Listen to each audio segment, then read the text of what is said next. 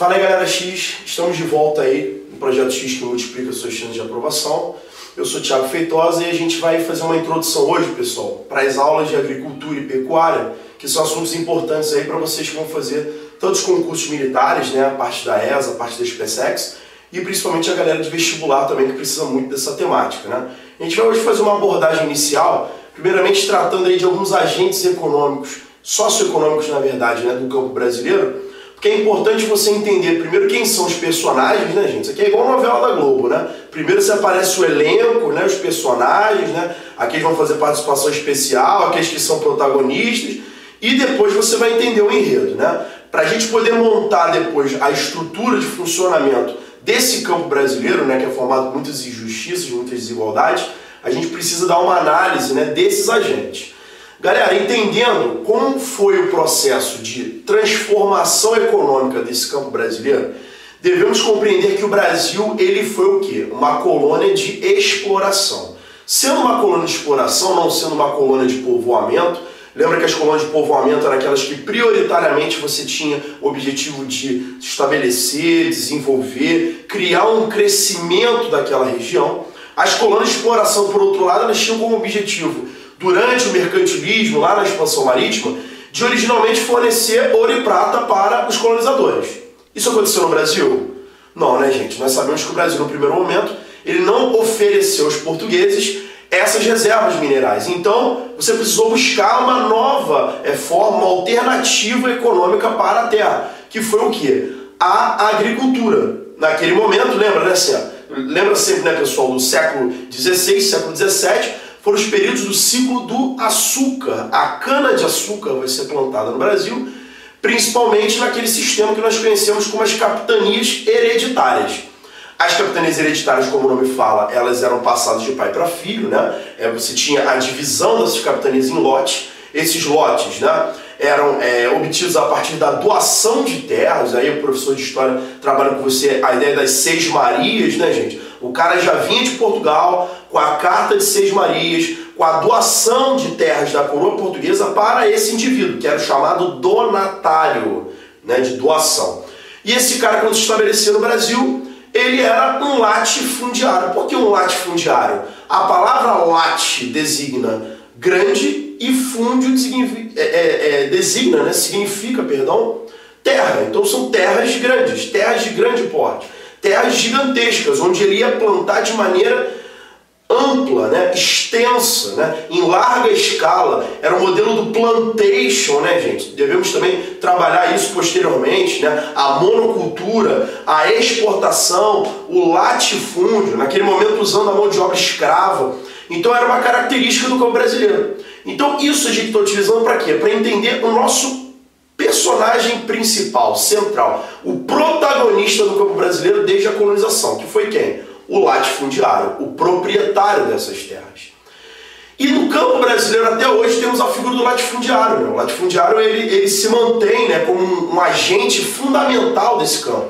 A concentração de terras, que é um assunto que a gente vai discutir aqui em aulas seguintes, é uma realidade no Brasil.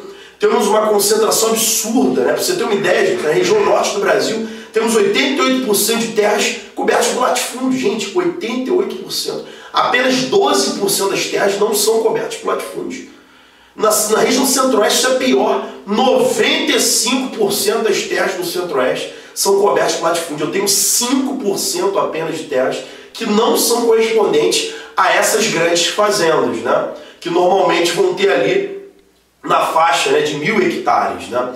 Então você vai ter essas propriedades, só para você ter uma ideia, gente, as propriedades com 1.000 hectares no Brasil correspondem a apenas 1% das propriedades. Você vai falar, pô, Thiago, é pouco, 1% só. Só que, gente, esse 1% das propriedades respondem, na verdade, por cerca de 47% de todas as terras brasileiras. Eu vou repetir, 1% das propriedades respondem por 47%, quase metade de todas as terras agrícolas brasileiras. Isso é uma concentração absurdamente grande, né, gente? Então isso vai gerar uma desigualdade também muito forte no campo brasileiro.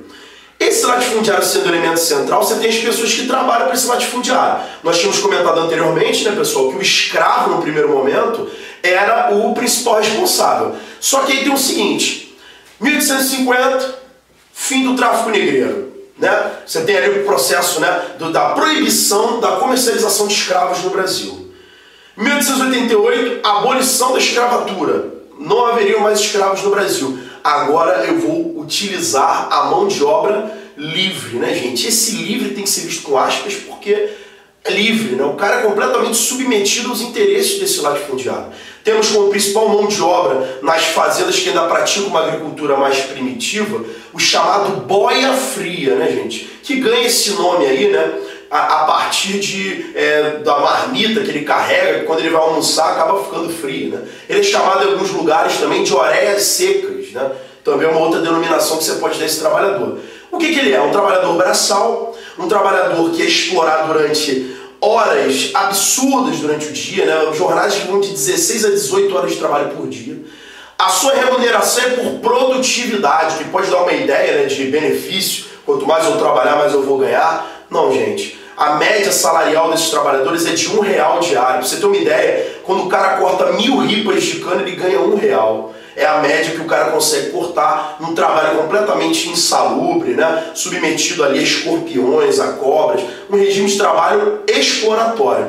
É uma mão de obra também, pessoal, é importante frisar, sazonal. Como assim? Na época da colheita e do plantio, esse cara ele é convocado a partir de regiões mais pobres. Aqui no Brasil você vai ter na região Nordeste, né, a área do sertão nordestino, onde esse cara ele é cooptado, ele é levado para trabalhar na chamada Zona da Mata, que é uma faixa costeira.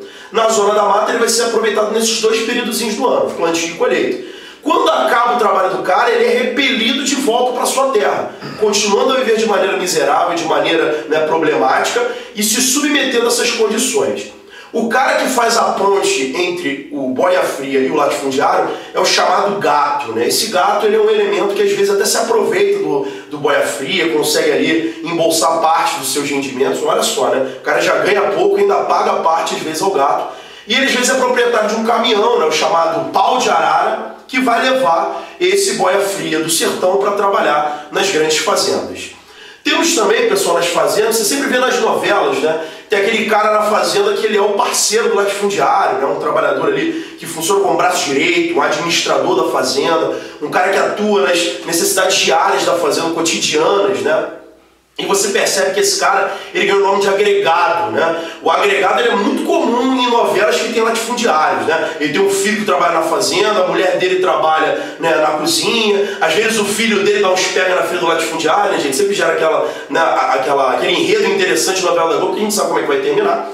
Mas esse agregado ele é um elemento importante, né, para o funcionamento interno da fazenda, e ele é assalariado, e recebe também, às vezes, uma pequena roça de subsistência do latifundiário para que ele possa ali ter um vínculo com a terra. Essa terra não é dele, ela é concedida enquanto ele é um trabalhador da fazenda. Lembra também, pessoal, que no campo brasileiro, não necessariamente o latifundiário vai ser o produtor. Você tem também outros tipos de produtores que vão ali atuar em relação à terra. São chamados minifundiários. Só que esses minifundiários, pessoal, nem sempre têm a propriedade da terra. Olha que situação interessante. Às vezes o latifundiário, ele concede a terra a esse pequeno produtor. Concede como, Thiago? Ele dá a terra, ele é bonzinho? Pelo contrário, ele cobra pela utilização dessa terra. Essa terra pode ser loteada e esse loteamento, pessoal, ele pode ser fornecido, o acesso à terra ao pequeno produtor de 2 maneiras. A primeira, através de um processo que a gente chama de meação ou parceria. Como é que funciona isso? O meeiro ou parceiro é um cara que ele vai picar ali com 50% da produção e os outros 50% da produção ele vai pagar ao latifundiário. Ou seja, ele não paga em dinheiro, ele paga em produção. Se ele produziu 10.000 laranjas, 5.000 laranjas ficam para ele, 5.000 laranjas para o dono da terra. E tem uma outra forma também de relação, que é o arrendatário. O arrendatário ele paga um aluguel fixo em dinheiro ao proprietário das terras. Não importa quanto ele ganha. O que ele ganhar, ele vai pagar um valor fixo, 500, 600, 700 reais, um valor pré-estabelecido, como o aluguel de uma casa que a gente faz de uma maneira comum. Então são elementos que vão produzir no campo, sem necessariamente serem proprietários e latifundiários, né? Eles são pequenos produtores. Só que existe uma relação que é muito importante você frisar. Muitas vezes esses minifundiários, esses pequenos produtores, eles têm a sua renda comprometida pelo fato de que eles produzem, mas eles não têm muitas vezes como levar a produção da fazenda até você na sua casa, que deve estar comendo aí uma saladinha verdinha, alfacinho, tomate, aquelas hortaliças gostosas que sua mãe compra na feira. E você percebe que esse cara, ele é, na verdade, explorado por um outro elemento, que é o chamado atravessador. Muito importante você que vai fazer provas específicas. O atravessador, pessoal, ele é dono de um caminhão.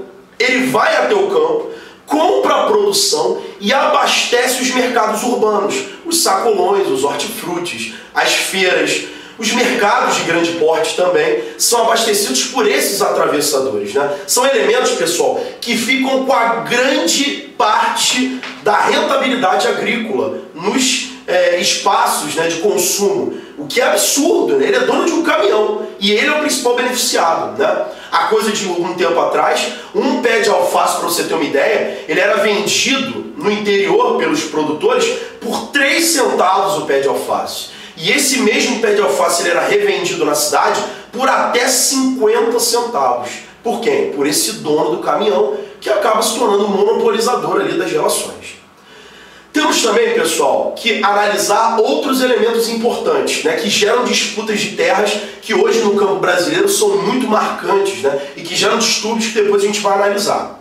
O primeiro, pessoal, é um camarada chamado posseiro. O posseiro, como o nome fala, tem a ver com a ideia de posse. Ele invade uma terra, ocupa essa terra para poder morar, plantar, utilizar essa terra como forma de subsistência. São formas de utilização da posse. Só que a posse no Brasil é muito demonizada. A gente tem uma visão da propriedade privada, né, o direito à propriedade. Só que tem um negócio que é o seguinte, pessoal. Propriedade privada é um direito. Manter uma terra ociosa para especulação, isso é exploração de um meio de produção. Que meio de produção? A terra.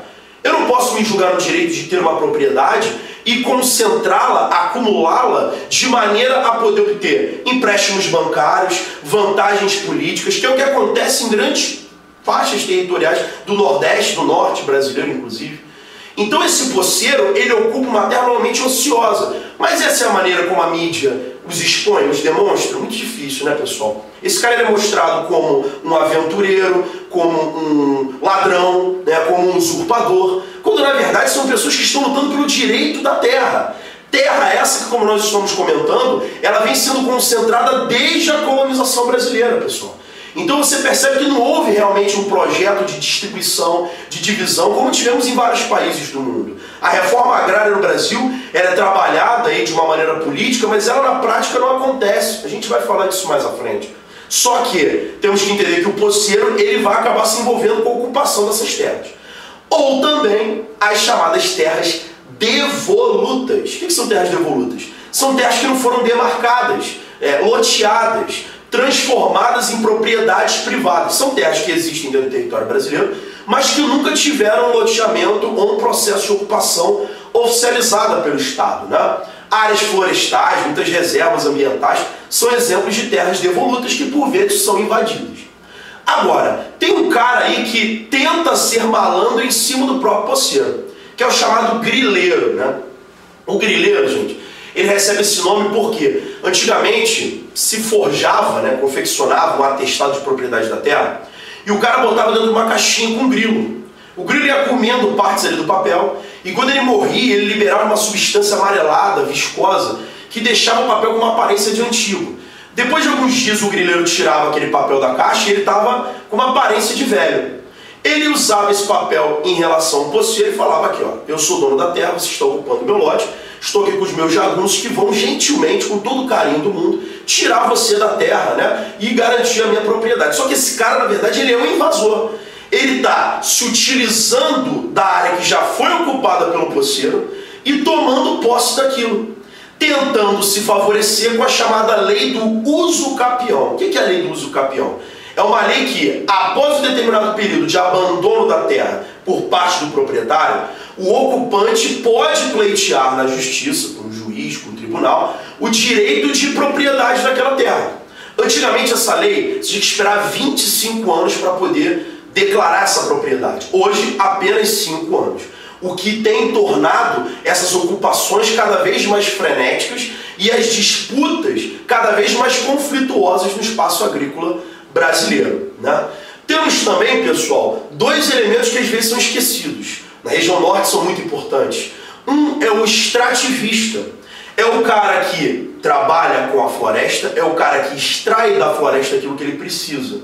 E ele bate de frente muitas vezes com quem, pessoal? Com o grileiro, que ocupa um território que não é dele e que antes o extrativista aproveitava, né? Uma área florestal, por exemplo, de seringueiras. E o latifundiário é o principal elemento que causa problemas para o extrativista, porque o latifundiário ele quer ou criar o boi ou plantar algum tipo ali de lavoura, enquanto o extrativista precisa da floresta como, pessoal? De pé.